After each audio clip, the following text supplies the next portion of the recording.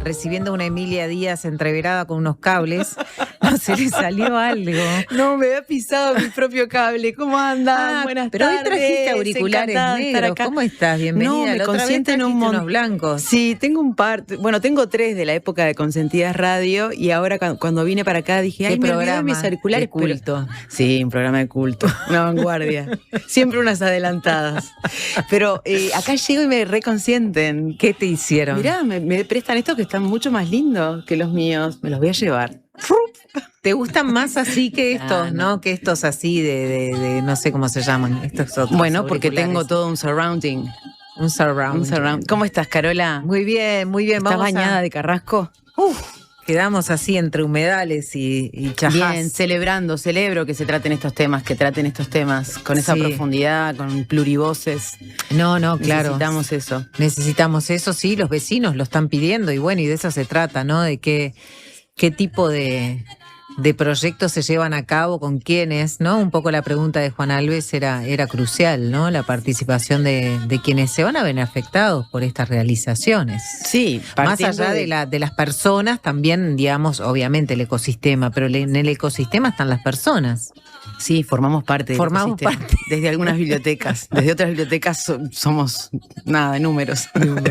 Pero bueno, hablando de esto, ¿no? Partiendo de otras preguntas. Sí. De la pregunta de qué concebimos por desarrollo. También, claro. ¿No? Esa es otra pregunta clave, claro, que podría animar otros debates y que podrían ir paralelos a la información que manejaste minutos antes con Camila. Totalmente. Seguiremos en esos rumbos. Bueno, qué calor. Y yo justo vengo con más preguntas, porque si hay algo que tiene Aguijón, que es que te deja preguntándote cosas.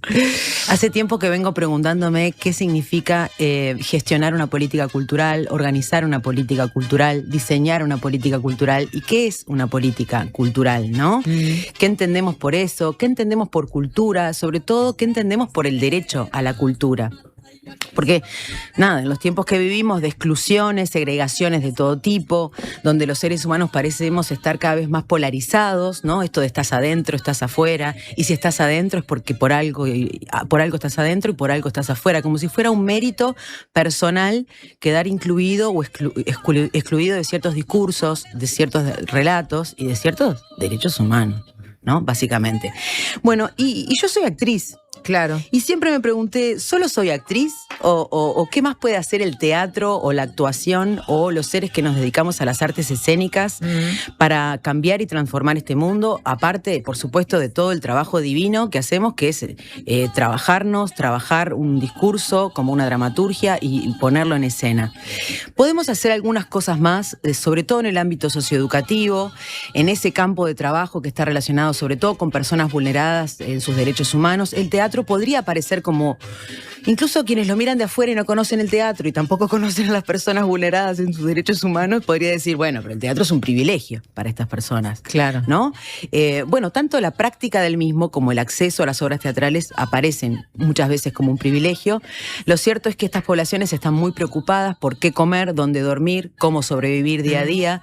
No solo nunca fueron a un teatro, sino que muchas de ellas, viviendo en Montevideo, en la zona metropolitana, no conocen la Rambla, ¿verdad? Las segregaciones socioespaciales hacen carne en esos cuerpos que circulan en circuitos que no vemos. Dentro de esos circuitos que no vemos o no queremos ver o no nos gustaría ver o no desearíamos ver está la cárcel. La cárcel es una de esas realidades que no queremos ver, que si no vamos hasta ahí, me pregunto, ¿quién de los que está escuchando fue alguna vez a alguna cárcel? ¿Entró alguna vez a alguna cárcel? ¿Vos entraste? Yo sí. Bien. Sí, entré varias veces. Bueno, es un día antes y un día después en tu vida. No, totalmente. ¿Verdad? Sí. Podés comprender la situación carcelaria y podés hablar desde otro lugar cuando la conocés por dentro. Y que si no vamos hasta ahí, me pregunto, ¿quién de los que está escuchando alguna vez fue y no le cambió su vida? Y en Uruguay, especialmente quienes están habitando esas cárceles, rondan las 16.600 personas. Tenemos el índice de prisionización más alto de Sudamérica, 456 personas cada 100.000 habitantes. Es un nuevo récord nacional que tenemos. En total de estas de 16.600 personas aproximadamente, digo, porque hasta el año pasado, desde el 2020 hasta el 2024-25, ingresaban 1.000 por año. El 68% vive en la zona metropolitana. 10 de los que son liberados, solo 3 no reinciden. Claro. Tenemos un índice de un porcentaje de reincidencia de casi un 70%. Y Uruguay, señoras y señores, no tiene pena perpetua, no tiene pena de muerte. Por lo tanto, las personas que están allí siempre van a salir más tarde o más temprano. Claro. Bien, entonces las tensiones sobre estos temas se pueden polarizar, podemos discutir un montón, pero yo me sigo preguntando qué puede hacer el teatro por estas personas, qué puede hacer específicamente el teatro del oprimido y muchas cosas. Vamos a escuchar a Emilio Gallardo, que es docente del Instituto de Actuación de Montevideo, también es docente de Bienestar Universitario y últimamente también, hace algunos años, docente del Centro de Formación de Operadores Penitenciarios.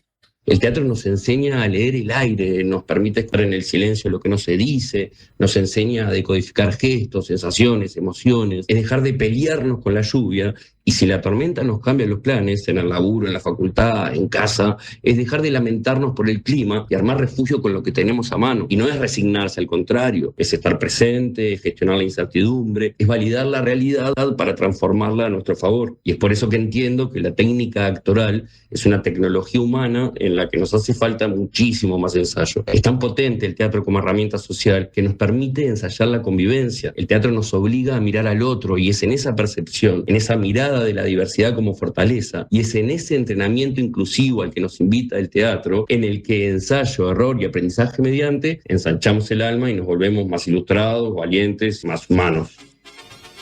Es verdad. Clarísimo. Hacelo, si podés.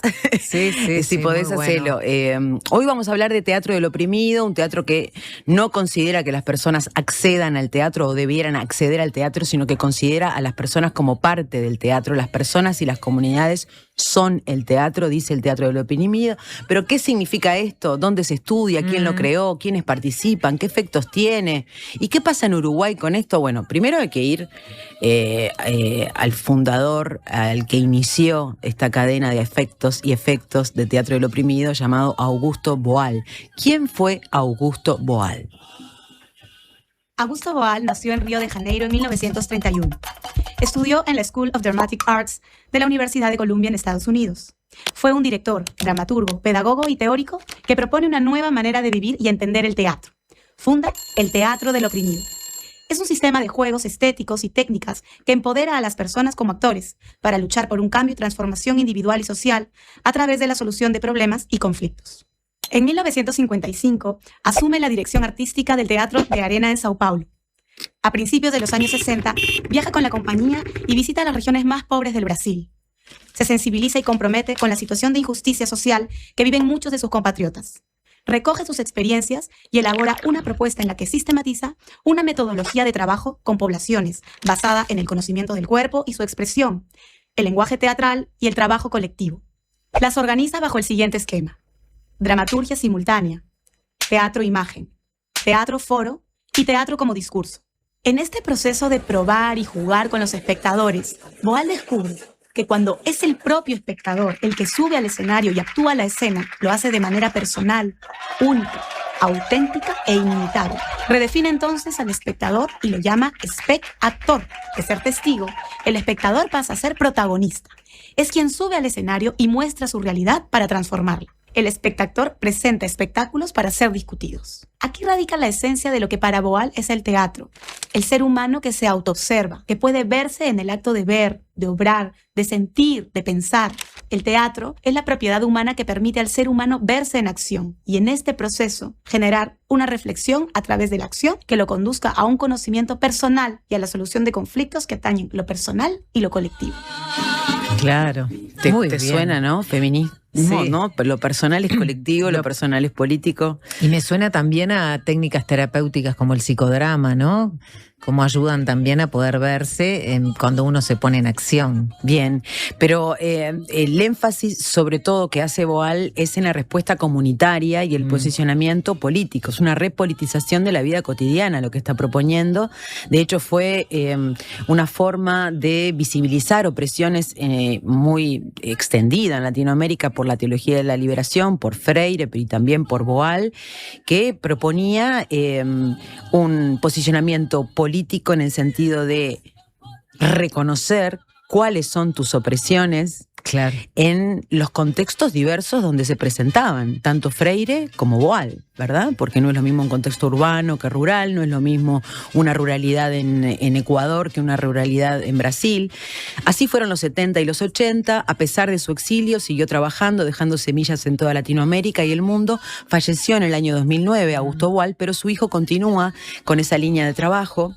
Y rescato de una entrevista a su hijo que le hicieron hace poco, donde presenta el hijo, Joan Boal, Julián Boal, su cometido, el énfasis que él le pone ahora a su práctica, tiene que ver con eso, con esto de las nuevas opresiones, que son distintas a las del siglo pasado, que son distintos los Che Guevaras que se necesitan, dice Joan en esta entrevista. Lo escuchamos. Hoy día creo que el significado del heroísmo bajo el neoliberalismo se ha transformado radicalmente. Héroe no tiene más como horizonte el Che Guevara. El héroe hoy día en Brasil, por lo menos, cuando se dice una persona que es una guerrera, es una persona que es capaz de vender su fuerza de trabajo por casi nada para seguir sobreviviendo. Eso es ser un guerrero, eso es ser un héroe. O sea, el héroe no es más el Che Guevara, pero es el motorista de un aplicativo. Es, un guerrero. Es ser capaz de soportar la explotación. Claro. Entonces, si eso es ser héroe, necesitamos de formas quizá que critiquen de cierto modo el heroísmo. Que más allá que proponer que una persona puede hacer todo el cambio, necesitamos de formas que muestran que el cambio sí es posible, pero que es un cambio que se necesita de muchas personas, que se necesitan de masas. Se necesitan de masas, Caro. Claro. Y esta crítica al heroísmo es bien interesante, ¿no? Porque hoy por hoy es llegás porque querés. Yo te escuchaba ayer en la columna de representación política de las mujeres, Sí. y estos discursos que se cuelan cuando hablamos de, ¿no? de la cuota de las mujeres, la cuota política, Claro. la paridad, esto de yo llego porque puedo, ¿de dónde viene esto, no? Empecemos Sí. a preguntarnos esto de la meritocracia. Sabrina Esperanza es una representante en Uruguay del Teatro del Oprimido, la representante, es la experta de Teatro del Oprimido, viene profundizando y experimentando e investigando en la materia. Sus primeros pasos en el teatro los dio a los 13 años en un centro juvenil en convenio con INAU, que aún sigue existiendo, y ahí ella compartía con adolescentes que vivían con sus familias en pensiones, hijos de trabajadoras sexuales. Algunos robaban en la tarde y trataban de intercambiar los objetos que robaban En el centro juvenil, en claro. el taller de teatro. Claro, claro. Miriam Miller fue su primera docente, y Sabrina no concibe otra forma de hacer teatro desde que inició teatro que no sea uniendo estos dos mundos de características distintas, y ella define así el teatro del oprimido.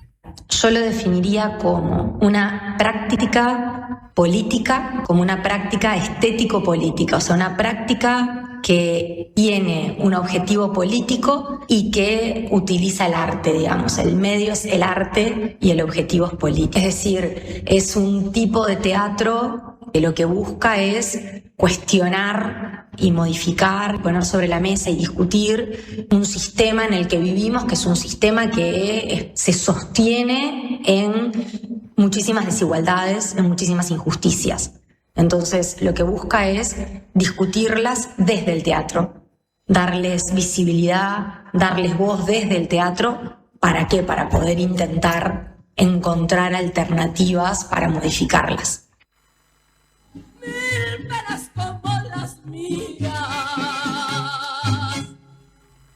Sabrina Esperanza es egresada de la EMAD, docente de esta escuela en las materias de análisis de texto dramático y teatro en contextos de privación de libertad. Además, es egresada del IPA como profesora de literatura.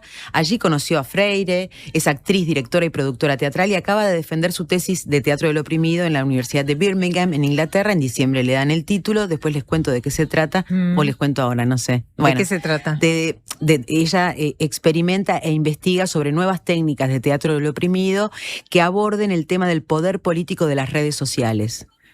Bien. Y cómo nosotros, la comunidad, podríamos empezar a interrogar con el cuerpo y a través de herramientas de teatro del oprimido esa estrategia que teje el poder político detrás de las redes sociales. Interesante. Punchin, ¿no? Vamos a traerla un día acá y le haces una Sí, entrevista. obvio. Bueno, pero ahora, antes de irnos a una Sí. pausa, quiero compartirles las primeras revelaciones que tuvo ella cuando empezó con sus primeros pasos en Las Piedras, con chiquilines trabajando con esta técnica de teatro del oprimido. Ella nos contaba lo siguiente. Una de las primeras que me acuerdo fue trabajando con niños y niñas que también estaban en situaciones de muchísima vulneración de derechos, incluida la situación de calle, y que en aquel momento incluso, esto fue en Las Piedras, eran niños, sobre todo los niños, los varones, que habían recibido distintas situaciones de abuso policial, habíamos intervenido como educadores, o sea, digo, situaciones muy complejas. Y yo ahí daba un taller de teatro del oprimido. Y yo quería que aparecieran esas situaciones. O sea, yo quería que habláramos de esas opresiones. Cuando lo trabajaba con los gurises y las gurisas, aparecían otras situaciones que, claro, yo decía, pero esto no es tan grave, ¿no? O sea, situaciones en la escuela, situaciones con una maestra. Y bueno, y eso tiene que ver con el teatro del oprimido, que no soy yo como guía o como tallerista la que va a decir de qué se va a hablar o viendo yo de afuera cuáles son las situaciones que yo considero que deberían importarte a vos, sino que ese grupo de esos gurises en realidad planteaban con muchísima claridad situaciones que eran situaciones de opresión, que vivían en su cotidianeidad y que capaz que no eran estos emergentes tan grandes que yo veía como adulto, y como adulto se me estaban pasando otras cuestiones que yo no estaba pudiendo identificar y que yo sí, no es lo que yo quiero hacer, no es lo que es el grupo como el que tiene el timón. Interesante, ¿no? Estaba pensando también en la diferencia entre esto y representar una obra de teatro, ¿no? Tipo, hoy representamos a William Shakespeare, ¿no? O sea, el abismo del significado, del sentido, ¿no? De la herramienta del teatro. Bueno, sí, hay versiones de Shakespeare que pueden llevarse a tierra, y hay foros interesantes que se pueden hacer, y anacronismos que a veces son más polémicos que otros, pero es verdad, el teatro del oprimido trata de dar voz a los sin voz, pero a través de los recursos que ellos mismos tienen y de cómo ellos quieran decirlo, y ellos son los que resaltan en sus propios textos vitales y sus trayectorias vitales lo relevante para ellos. Claro. Y esto no es menor. No es menor hablando de, no sé si nos metemos en el terreno de la extensión crítica, de la extensión universitaria, ¿no? Podríamos también pensar, ¿es crítica? Crítica es aquella extensión que da voz a los sin voz y dialoga de una manera horizontal con quienes está trabajando, claro, ¿no? Vamos a hacer la pausa, Emi. Dejamos por aquí, pero venimos en unos minutitos para cerrar entonces esta presentación que tuvo además a Emilia y a Sofía Romano en la participación justamente de una muestra, podemos decir, de una obra que se hizo en la unidad número 6 en Punta de Rieles. La obra proviene de actores reclusos, personas privadas de libertad de la unidad número 6, pero se hace en forma externa. Ellos han presentado la obra en distintas partes de Montevideo y del Uruguay. Lo más lejos que han ido ha sido la ciudad de Minas. La vienen realizando hace varios años. Están proyectando su número 2, el día después 2. Estuvimos ahí muy emocionadas, las dos, Sofía Romano y yo, participando de ese evento. Tengo la voz de las personas privadas de libertad contándonos qué significa para ellos poner en escena sus propias opresiones y también las vicisitudes que surgen en torno a esto. Hay quien nos manda un mensaje que dice que Boal también fue el creador del teatro invisible, parte del teatro del oprimido, dice. Sí, Augusto Boal tiene varias patas. Hoy profundizamos sobre el teatro del oprimido y específicamente la utilización de esta técnica con personas privadas de libertad, y avanzamos sobre ello, y muchas gracias por el apunte del oyente. Y habíamos quedado antes de la pausa en esto de que dar voz no es dar voz porque te doy voz y te ayudo a que tu voz sea más audible, sino que además vos elegís tu propio repertorio de voces según tu trayectoria vital. Y bueno, en ese proceso, en el proceso de dar voz, se juegan muchas cosas que vamos a ver que tienen que ver con el cuerpo, tienen que ver con las conductas, tienen que ver con la resolución de conflictos, tiene que ver con habilidades comunicativas, pero sobre todo tiene que ver con la confianza, con la confianza en sí mismo, en poblaciones poblaciones y en sí mismas, en poblaciones que jamás nunca han tenido un rapport, que nunca han tenido un aplauso, que nunca han tenido la frase lo estás haciendo bien, ¿verdad? Hace algunos años entonces que trabaja Sabrina Esperanza con personas privadas de libertad, con jóvenes también del INISA. En 2022 ganó un fondo de fortalecimiento de las artes, que es un fondo que apoya a las artes de la Intendencia de Montevideo, y pudo producir una primera obra que se llamó Ta Propia, basada en un libro que ella sobre el que ella indagó cuando estaba estudiando para ser docente de literatura, y que quedó como muy conmovida con esa instancia en la que los jóvenes y los adolescentes no le encuentran sentido a su vida. El libro adquiere cuerpo en esta obra y los propios actores resuelven los conflictos que genera este vacío de sentido, ¿verdad? Claro. Encontrándole un sentido. El tema, y esto es muy importante y relevante para Uruguay, porque no pasa en todas partes del mundo, es que a Sabrina se le ocurrió que podría ser actuada por jóvenes de INISA y también jóvenes actores profesionales recién egresados de la EMAD. ¿Bien? Bien. Y ahora se está presentando una segunda obra de estas mismas características, con poblaciones privadas de libertad y población no privada de libertad, también actores profesionales, mañana a las 10 de la mañana y a las 2 de la tarde en la Sala Citarrosa, la obra Crash, que aborda el tema de relaciones socioafectivas entre adolescentes. También Sabrina interesada en procurar que los propios adolescentes sean las personas que producen sus propias obras y den voz a sus propias tramas, a trayectorias vitales. Entonces, ella ha tenido algunas otras revelaciones trabajando con varones de INISA. ¿Y qué le han dicho esos varones sobre ser varones? ¿Qué han tenido que hacer para ser varones? Entonces, por ejemplo, ahí me acuerdo que aparecían distintas cosas desde no podés jugar con eso, dónde está la pelota, es que jugar con la pelota, cosas así que ellos se acordaban de sus infancias. Y después me acuerdo de una frase que se repetía pila, que es no te da la sangre, que por ejemplo yo nunca la había escuchado. Claro, y a mí como mujer nunca me habían dicho no te da la sangre, que tiene un poco que ver con eso, bueno, no seas cagón, no sé qué, pero el no te da la sangre me parecía, es tan gráfica. Y esa, por ejemplo, era algo que se lo decía mucho porque se repitió en varios de los gurises. Y después otras cuestiones que tienen que ver con cómo es habitar la calle siendo varón, cómo te tenés que parar, ¿no? Y eso, por ejemplo, es increíble, porque ellos lo actúan. O sea, ellos están hablando de una manera, de repente como con un cuerpo más relajado o flexible, y cuando tienen que actuar eso, ahí aparece como el macho. Y ahí vos decís, claro, es una actuación. Vos actuás de esto, vos no sos esto si hasta hace medio segundo estabas con otro cuerpo, digamos. Eso es re interesante de ver, y sobre todo creo que este tipo de teatro, cuando vos lo estás haciendo como parte del proceso, como un participante, también te ayuda mucho a visualizar cosas que tenés internalizadas o a visualizar cosas que están en nuestra sociedad y que no ves porque nos habituamos tanto a verlo. Esto lo decía Augusto Boal, ¿no? O sea, como el teatro es hacer visible aquello que está invisible porque nos acostumbramos a verlo. Bien, como decía nuestro oyente, ¿Gustavo se llama? Sí, Gustavo, el oyente del Teatro Invisible. Bien, Gustavo, gracias. Precisamente esto también Boal decía, el teatro no es la revolución, es el ensayo para la revolución, ¿verdad? No es que vamos a cambiar después de esto, pero sí vamos a tener más herramientas para poder cambiar cuando llegue la hora.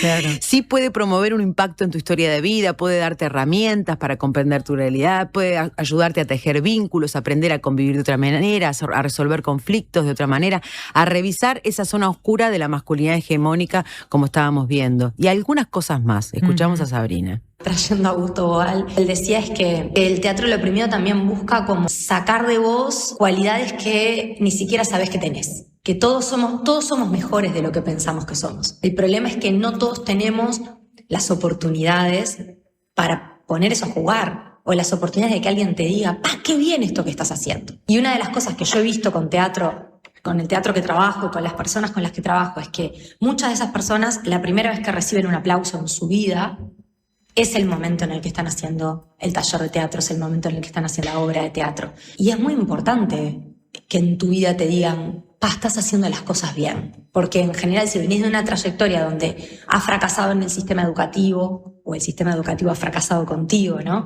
Donde no, o sea, tu derrotero de vida en realidad es haberla cagado.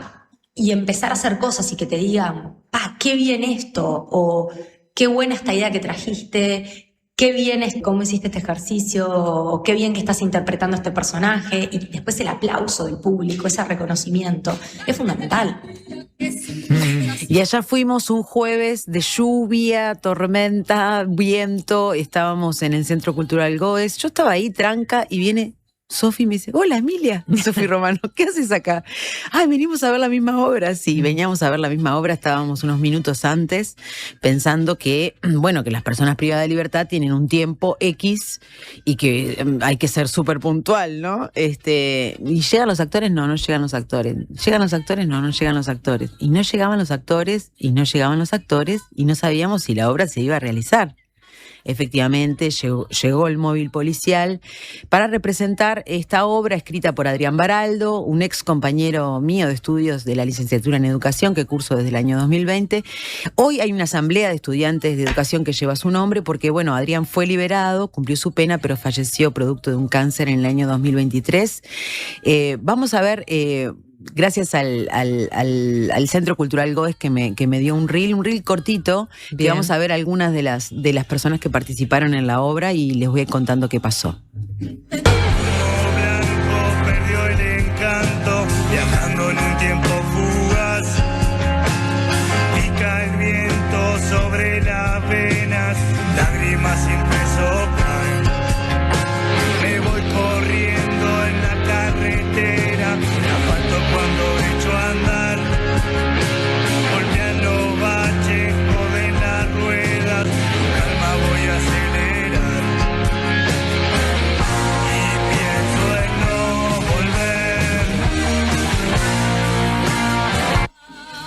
volver. Ahí veíamos, y me emociona de verlo nomás, ellos llegaron esposados. ¿Cuántos actores? En ese momento había 11. No todos llegaron, porque no todos los personajes llegaron. Hubo muchos que tuvieron que hacer un toro, ¿no? Porque, como se dice en teatro, hacer un toro que te dan el libreto el día antes o el mismo día y vos tenés que pararte y hacer lo que puedas en escena con los compañeros, ¿no? Claro. Los espectadores esperábamos más de una hora para ver el comienzo de la obra. El escenario estaba vacío. Sentamos y había luces sobre un escenario vacío en el que iban apareciendo la escenografía con parte de los actores, pero lo primero que apareció fue un policía a chequear que el escenario estaba en buenas condiciones y que dentro del público, no había nadie encapuchado, me imagino. Sí, claro. No sé. Un montón de familias presentes, un montón de personas que no van a la cárcel, pero sí van a ver a sus familiares actuar. Detrás de mí alguien preguntó, ¿sabés quién es Augusto Boal? Y alguien empezó a explicar y a hablar sobre la vida de Augusto Boal. La sala se llenó. Lloramos con Sofía Romano en varios momentos de la obra porque no hay forma de no quedar impregnada por un relato que nadie nos contó sobre cómo es el primer día después de salir de una cárcel. A dónde van, cómo son atendidos, qué respuesta tienen, ¿no? Y poder verlo en escena, más allá de que uno puede leerlo en crónicas, puede ver documentales, pero verlo en el convivio, decía Dubati, convivio teatral, vivirás de otra manera. Cuando se le presenta la oportunidad de reincidir al protagonista, y yo, por dentro, como todos los que estábamos ahí, que no suceda. No lo hagas. Y claro, también un despliegue de estigma por parte de los vecinos que recibían a esta persona privada de libertad, ese malandro que sale de la cárcel, lo único que sabe es robar, los propios presos diciendo eso, claro, los propios presos encarnando a sus antagonistas. Pedí permiso a la directora de la Unidad 6, que estaba presente, la magíster en psicología, Lourdes Salinas, para entrevistar a algunos de ellos. Pasé al camarín y me contaron sobre lo que sienten cuando actúan, qué significa para ellos hacer esta tarea. Primero que nada, siento cuando salgo al escenario que me pongo la 10, ¿no? Que me pongo la recasaca, me tomo con la seriedad de llevar el mensaje a cabo bien dado, ¿no? Porque es una obra de teatro que da un mensaje muy importante. Lo más importante para nosotros es llevarlo a todos los sectores de la sociedad. Hoy nos pasó que, había gente que era nueva y eso es parte del teatro también porque no saben cómo afrontarse a los miedos y ahí es donde descubren nuevas habilidades que yo las fui descubriendo también dentro de teatro. Cuando yo ingresé a teatro no sabía lo que era, entré y cuando ya estaba adentro empecé a descubrir un mundo de puertas que se me fueron abriendo, que la verdad impresionante. impresionante el teatro y bueno, yo cada vez que salgo al escenario siento todas esas emociones en una sola. No, y donde lo doy el mensaje también, ¿no? Ahora, esta vez vinimos acá al Club Goe, pero las últimas 3 veces fuimos adentro de la Colonia Berro, donde yo pasé casi toda mi adolescencia ahí adentro y estaba enfrente a muchachos que me veía a mí hace 10, 15 años atrás con mucho menos experiencia y es fuerte también, ¿no? Ayer lo hablaba con mis compañeros y le digo, ¿cómo he desarrollado habilidades dentro del teatro que me benefician en la vida cotidiana también? Me ayudaron a conocerme más a mí mismo. El teatro. Con Sabrina, me acuerdo que hicimos una obra de teatro en el hogar Sarandí, en el que yo era un niño y empezar con teatro me cambió pila de mi personalidad, de ver la realidad de otra manera, porque me generó una herramienta de confianza en mí y lo que es trabajar en comunidad, en conjunto, con un grupo. Siento que me dio otra herramienta más para una reinserción mañana cuando esté afuera. En el sentido de poder comunicarme mucho mejor, de poder hablar de otra manera y en el poder de trabajar en conjunto con otros grupos. Porque nosotros hoy en día somos 23 personas en el grupo de teatro. Y viste que no es fácil el coordinar con todos, el tener una responsabilidad de ir a ensayar todos los días. Nosotros ensayamos de lunes a viernes, 5 a 7 de la tarde. Y los días que estamos previo a una salida, ensayamos sábado y domingo también. Bien, ensayan más que cualquier actor profesional. Actuaron en Facultad de Humanidades, Sala Camacuá, Lazaroff, IFE, Centro Juvenil Marconi, bueno, en el Salón Azul anexo del Palacio Legislativo, en el Quebracho, Hogar Sarandí, en el Granja, en el Hogar Desafío, en la Sala Goes, y ahora van a hacer una función para los que lo quieran ir a ver el día después en el Centro Cultural Experimental de Malvin. De Malvin, sí. Buenísimo. ¿Eso todavía no tiene fecha? No, todavía no tiene fecha. Sí, próximamente, porque todo depende de las autorizaciones judiciales. Claro, para poder salir. Ellos tienen además una cooperativa de vivienda que Fugman está ayudando desde el nacimiento y una cooperativa de trabajo. Por lo tanto, ellos están organizando su salida en forma como mucho más sólida y formal, ¿verdad? Obviamente hay personas que salen antes de lo previsto, pero ya están pensando en construir sus propias casas, en tener una cooperativa de trabajo que implique, ¿no?, trabajos de electricidad, herrería, carpintería, mantenimiento y limpieza. Necesitan, sí, una empresa o figurar con una personería jurídica, pero bueno, están trabajando para eso. Desde el otro lado, o desde este lado, las personas no privadas de libertad, Sabrina Esperanza y Gabriela Larrañaga fundan Descentrada Escena, que es una productora que trabaja en teatro del oprimido, pero también trabaja con obras que se crean con personas privadas de libertad y personas no privadas de libertad, y nos cuentan que se trata más o menos de esto. Descentrada Escena es una compañía teatral. Queremos seguir generando proyectos teatrales, políticos y artísticos y educativos. Entonces, a partir de ahí nace Descentrada Escena, y desde Descentrada Escena es que generamos el proceso de Crash, de la obra sobre los vínculos afectivos en la adolescencia. Y desde Descentrada Escena también presentamos un proyecto para trabajar con el grupo de teatro de la Unidad 6 de Punta de Rieles, que es un proyecto que fue aprobado por los fondos de incentivo cultural y que ahora estamos en el proceso de conseguir empresas que puedan estar interesadas en obtener los beneficios fiscales que el fondo permite, apoyando el proyecto y poder generar un acompañamiento al grupo de teatro de Punta de Rieles. Y además es un proyecto además que diseñamos en conjunto con ellos, y la idea es que ellos puedan empezar a tener materiales, insumos para continuar profundizando y desarrollando su quehacer teatral. Entonces, poder contar con insumos materiales que les permitan ampliar su llegada, sus conocimientos, su creación. Bueno, en esta frontera de la que hablábamos mientras nos comentaba Descentrada Escena Sabrina de qué trata, en esta frontera donde ellas trabajan, que tiene mucho que ver con un trabajo social, pero también tiene mucho que ver con un trabajo artístico, muchas veces son subestimadas en ambos espacios, ¿no? Y claro. En esto de que en el teatro te dedicas a lo socioeducativo y en lo socioeducativo te dedicas al teatro. Entonces, al final, la interdisciplina no llega a ser todavía carne en la sociedad y no llega a obtener como un espacio de solvencia y de autoridad, digamos, pedagógica, autoridad artística. Bien, Emi, estamos cerrando entonces, ¿no? Y vos decías que tenés también para compartir un clip. Sí, mira, la canción final de la obra, Sí. la verdad, la interpretó con una guitarra, un chiquilín que había agarrado una guitarra por primera vez, porque al que agarraba la guitarra no lo dejaron salir de la unidad 6. Y los chiquilines me dijeron, por favor, y fue lo único que grabé de la obra para traer. Y me dijeron, por favor, Emilia, te pedimos, no muestres ese video. Bueno, mostramos un poquito. No, sí, te vamos a mandar uno mejor. Ah, perfecto. Me mandaron el mejor. A ver. Este video es el final de la obra el día después, representada en el Centro Quebracho de la colonia de Nicolich. La vida te pone atajos y hay que elegir para no sufrir, para ser feliz. Hay que elegir. A mis hijos no vi crecer, voy a intentar darle todo, por no detenerme a ver que el material no era todo.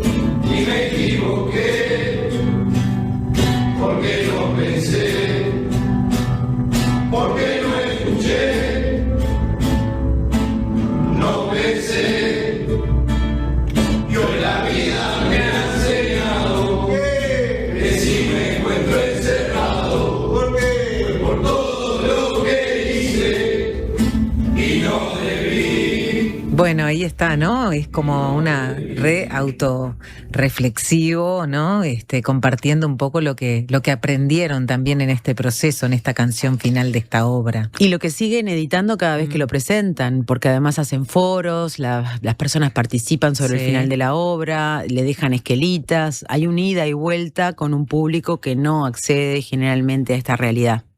Emi, muchas gracias por acompañarnos en este aguijón. Ya se viene Par en el Mundo. Queremos dejar también este final con una canción que tiene mucho que ver con todo esto que nos trajiste hoy del Teatro del Oprimido, que es la canción My Life del primer disco de Kung Fu on Biham, que fue un álbum grabado mientras estaba privado de libertad en Punta de Rieles, Federico González, lanzado en el 2017 y de hecho privado de libertad obtuvo permiso para hacer una presentación en el Teatro Solís, algo que fue también inédito y de alguna manera marca también las pautas de cosas que pasan en el país, que trascienden entonces los muros de la cárcel y que habilitan otras libertades.